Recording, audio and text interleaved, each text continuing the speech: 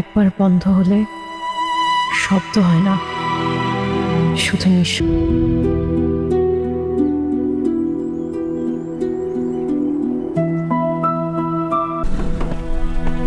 আব্বা, বাসা পছন্দ হয়েছে?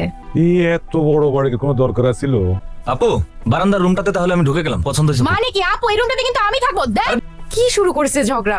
আরে বারান্দার রুমে বাবা থাকবে। দাঁড়াও, আমি ওদেরকে থামাই। তুমি কি চাও আমি সত্যিই চলে যাই? আমার চাওয়া না চাওয়ার উপর তো সবকিছু চলে না। বিয়ের পর তোমাকে সঙ্গে করে নিয়ে যাব, ওখানে গিয়ে আমরা জব করব, তোমার বাবার চিকিৎসা, ভাই বোনের পড়াশোনা, এসব নিয়ে আর চিন্তা করতে হবে না। দায়িত্ব মানে শুধু টাকা পাঠানো? দায়িত্ব মানে শুধু টাকা না, এটা আমি জানি। দূরে থেকেও পাশে থাকা যায়। রাতে যখন বাবা অসুস্থ হয় তখন তার পাশে একটা মানুষ থাকা লাগে। ওই মানুষটা আমি, টাকা না। তোমাকে ছাড়া আমি কিভাবে থাকবো?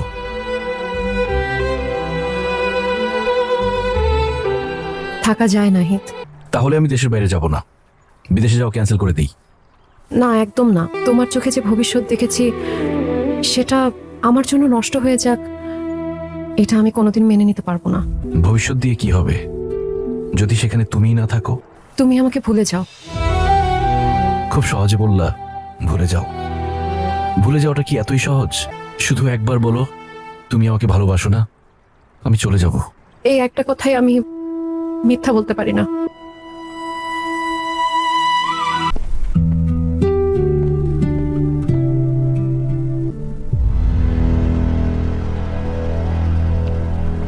খাইতেছো? আবু, তুমি আমাকে একটা ভালো কলেজে ভর্তি করাবা? আমি তখন আমার গ্রামের সব বান্ধবীদেরকে বলবো যে দেখ, আমি ঢাকা শহরের সেরা কলেজে ভর্তি হয়েছি। অ্যাডমিশন টেস্টে টিকতে হবে। তা আমি তো টিকবই আপু। আমি প্রাইভেট ভার্সিটি ছাড়া পড়বো না। জমিদারের পুত প্রাইভেট ইউনিভার্সিটি পড়তে কত টাকা খরচ লাগে সে খবর আছে? বাবা, তুমি উত্তেজিত হও না। ও যদি প্রাইভেটে পড়তে চায় পড়বে, সমস্যা কই? কি দরকার ছিল বলতো আমাদের সবাইকে ঢাকায় নিয়ে আসা? শুধু শুধু খরচ বাড়ানো না। তোরও তো বিয়ের বয়স হচ্ছে। বাবা, ওসব কথা বাদ দাও তো।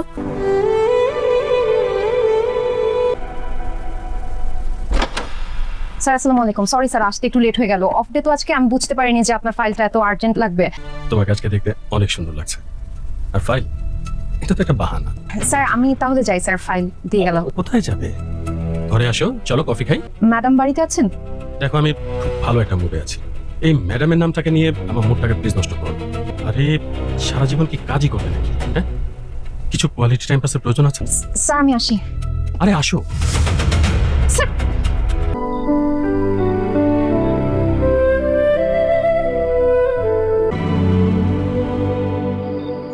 দুধ চিনি বাড়ায় কড়া করে একটা দুধ চা দাও তো।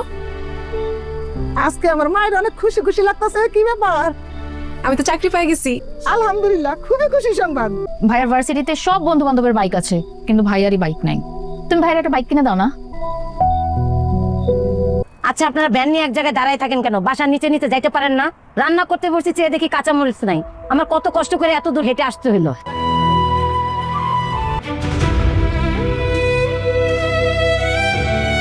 আমি আরো নিব, আমি ব্যবসা শুরু করছি তো। ভাই আবার আসবো না। হ্যাঁ ম্যাডাম, আসসালামু আলাইকুম।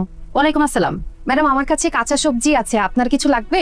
দাঁড়াও, আমি টাকা নিয়ে আসতেছি। হ্যাঁ, আর যদি কোনো কিছু লাগে আমার নাম্বারটা একটু রেখে দেন, আমাকে কল করলে আমি আপনার বাসায় এসে দিয়ে যাব। জি বল।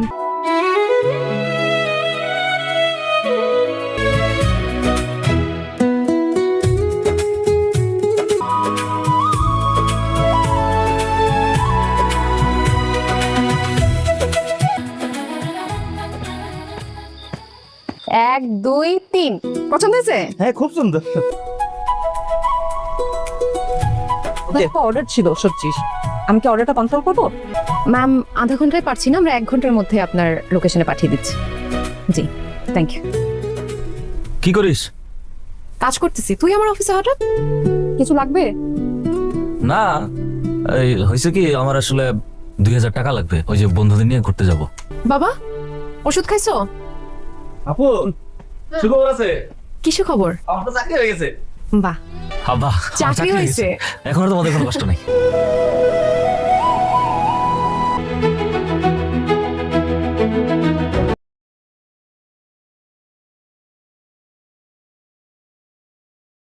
যাদের জন্য আপনি এত কিছু করলেন, আর সেই মানুষগুলো আপনাকে কষ্ট দিল। আজ থেকে আপনি আমাদের সঙ্গে থাকবেন, আপনাকে আর ছাড়তেছি না। অন্য একদিন যাবো না। এই যা কিছু দেখছেন সবই তো আপনার দান। আপনি এই রেস্টুরেন্টটা করে দিয়েছিলেন বলেই এখন আমি কিছু কড়িকাঠি খাচ্ছি। তুমি আমারে বলছো, তাতেই আমি অনেক খুশি হয়েছি। মাঝে মাঝে রক্তের সম্পর্কর চেয়ে আত্মার সম্পর্ক অনেক বড় হয়ে দাঁড়ায়। তুমি ডেকে নিয়ে এভাবে দাঁড়িয়ে আছো, কথা বলছো না যে, কি বলবা বলো না। I love you too. কি হচ্ছে এখানে? হ্যাঁ, আয় ছেলে, ওর সঙ্গে যেন তোমাকে আমি আর না দেখি। আয় আপু, আয় আয়, আজকে তোর কি অবস্থা করি তুই খালি দেখ। উফ, ছাড়ো তো আপু, আমার কি পার্সোনাল লাইফ বলতে কিছুই নেই। পার্সোনাল লাইফ, এই কি হয়েছে রে?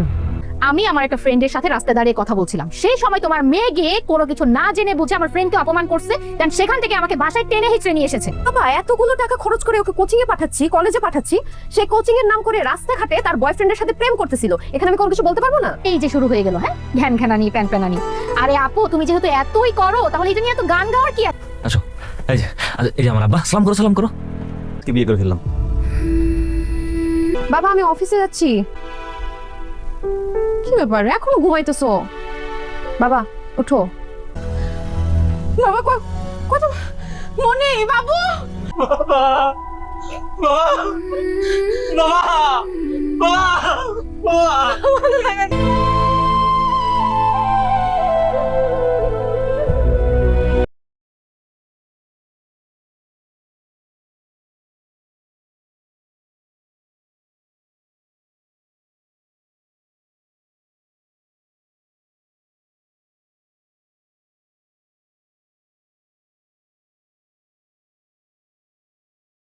শিলার বাবা আমাদেরকে একটা ফ্ল্যাট দিয়েছে। আগামী মাস থেকে তো আমরা নতুন ফ্ল্যাটে উঠবো। আগামী মাসে আমরা নতুন ফ্ল্যাটে উঠবো।